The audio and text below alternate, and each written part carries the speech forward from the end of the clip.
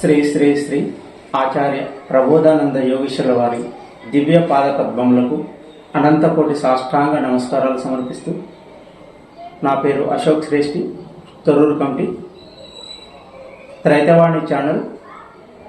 శ్రీకృష్ణాష్టమి సందర్భంగా త్రైత సిద్ధాంత భగవద్గీత వీడియో కాంటెస్ట్లో భాగంగా అక్షర పరబ్రహ్మయోగము 24వ శ్లోకాన్ని చెప్తున్నాను.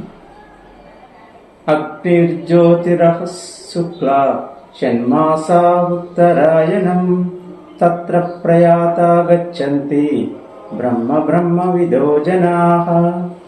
ఈ శ్లోకము జీవాత్మ మోక్షానికి సంబంధించినది.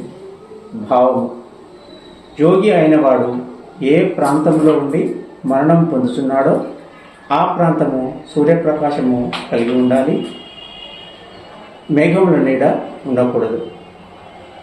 యోగి ఏ ప్రాంతంలో మరణించుతున్నాడో ఆ ప్రాంతము పగలు సూర్యప్రకాశం కలిగి ఉండాలి.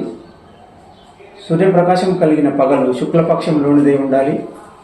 ఆ శుక్లపక్షము ఉత్తరాయణంలోనిదే ఉండాలి.